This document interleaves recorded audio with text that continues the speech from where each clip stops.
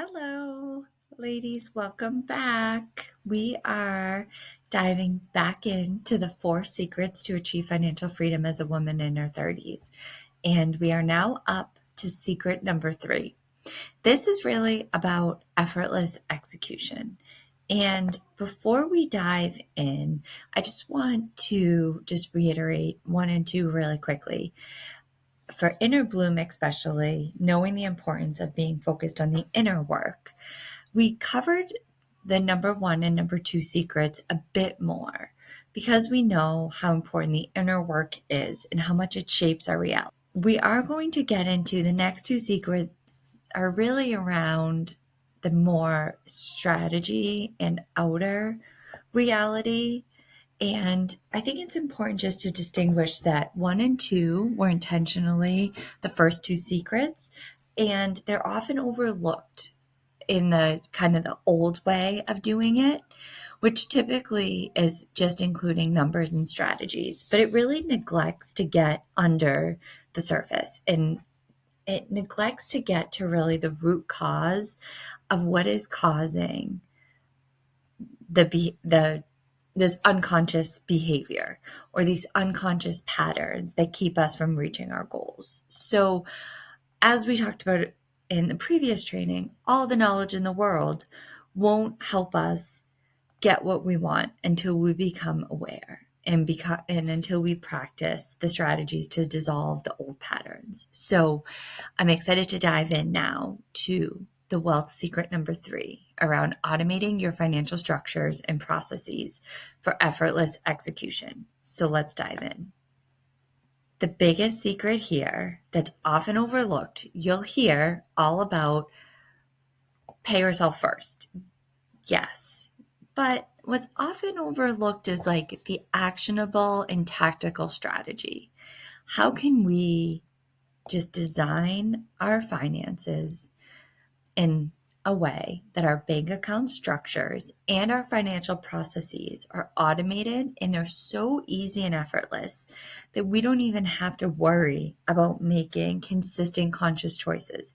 We don't need to have the mental load of constantly having to redecide and having to be pulled in different directions of where to allocate your resources. You can set it up and forget it. You can have then a process where you are checking in to see, does it still make sense to be allocating my resources in this way, or do I want to update or make a change? It's not forever, but to be constantly having to be making a decision just creates a lot of work and creates a lot of decision-making fatigue. And it also relies a lot on willpower.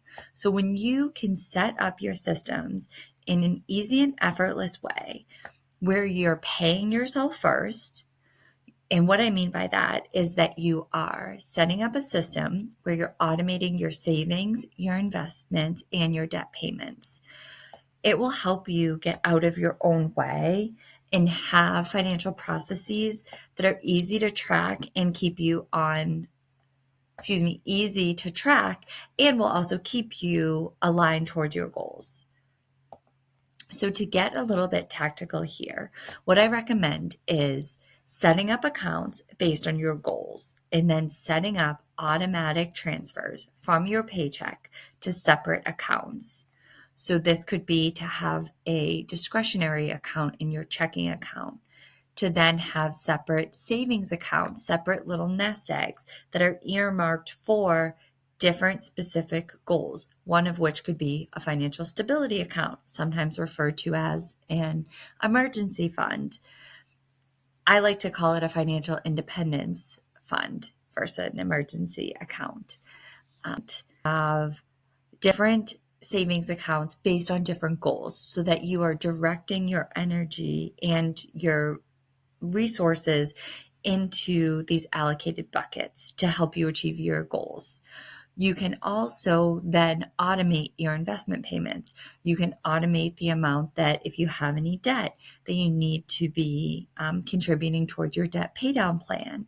So the more that you can take advantage of some of the technologies and the abundance of resources that are available to you to set up automatic transfers, create all these different accounts, it will really help you to have all the money flow and your financial structures and processes be effortlessly executed and keep you on track towards your desires and your goals without mentally having to constantly be thinking about it. We're going to get into our last secret, and this is our fourth secret to achieve financial freedom as a woman in her 30s. The last secret is that your network equals your net worth. You might be thinking, Nicole, what do you mean by that? Well, building a network of strong relationships directly correlates to the quality of your life. Not to mention that those in your network, if we break it down into a second, personal and professional, create different opportunities and create different beliefs. You may have heard that the five people that you spend the most time with, you become most like. Well, there's a reason for that. It's because of that concept around beliefs are caught, not taught. And we sometimes unconsciously don't even realize that we're picking up on someone's energy, or we hear about somebody doing something. We're like, well, that sounds amazing. Why don't I try that too? Or we hear about a friend that asked for a promotion or negotiated a raise, and we get to learn the strategy that worked really well for her. If you have a friend like that in your life, sounds like an expander, sounds like she's a high performer, sounds amazing, like somebody that you want to have in your personal network. You can learn from her, and I'm sure you have some things that she can learn from you as well. So be around expanders in your personal network. I always like to say, first start with yourself. Invest in yourself. It's going to make you more valuable to the ability to offer expertise and value to those in your life. It will also help you to upskill in a very easy way and in an inexpensive way. You can invest in books. There's so many amazing podcasts out there right now, so many amazing influencers on Instagram to follow, and you can be learning through all of these resources that in different templates that are available. If you're like me, you may also want to pay for speed. So I am a huge proponent of paying for speed, paying for expertise, paying to get into the right room of people that maybe I wouldn't otherwise have access to.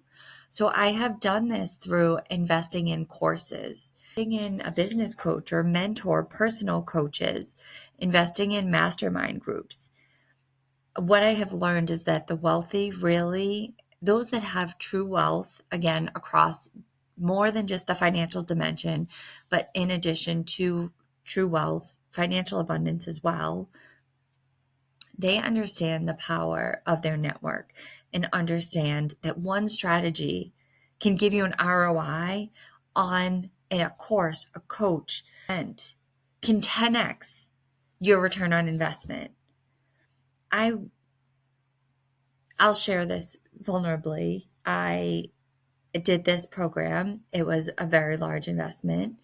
And I met somebody in the program, and they shared this one new technology, and it has completely changed my life.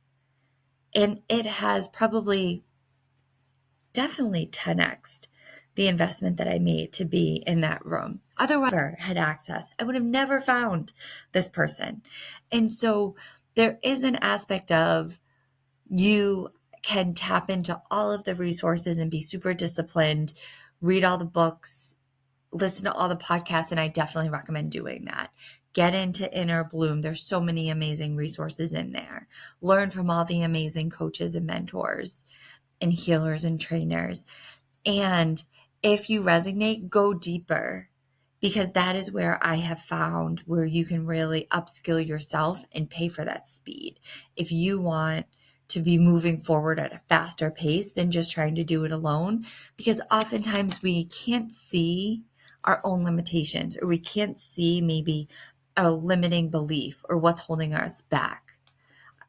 Often it's like when we're in the bottle, we can't see the label on the outside. So we need other people to help show us what maybe we can't see for ourselves. When we think about our network, it's also extremely important to be building a professional, personal lifestyle advisory team. This is the wealth designers concept around that we need a team of people in your corner with deep expertise. This is just specifically in the financial component, but in our full lifestyle strategy work, we have many other that we have as part of our personal lifestyle advisory team. But I'll highlight the few specifically for your financial health. You absolutely want to have a CPA, a certified financial planner, somebody I would recommend that their fiduciary responsibility is to you as the individual, not to the brokerage or the firm that they work for, and that their compensation is fee based. You will likely be able to feel a little bit more trust with an individual and the financial advice that they are giving to you if they do not have commission based products that they are selling to you. There are several websites. The SEC, the Security and Exchange Commission, has a website where you can actually look up financial professionals' backgrounds, and they are now to disclose where their fiduciary responsibility lies and what type of certification that they have.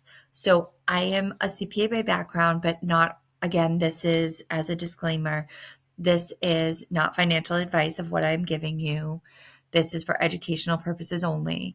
And I do recommend working with a certified financial planner, a certified public accountant, an insurance agent, a tax strategist, a lawyer, and then, of course, building your team of coaches, mentors, and a strong community to be around. All of these individuals will help to give you support, guidance. They'll offer you different perspective, accountability. You'll be able to see new possibilities otherwise you would never have had exposure or access to. So highly, highly recommend investing in your network. It will absolutely give you the best return on your investment. And it is really what adds to your life. The relationships in your life are what make life worth living. So I hope that you find deep relationships that are meaningful to you. I know in the Inner Bloom community, it is filled with amazing individuals. So I am just so thrilled to be with you as part of this experience.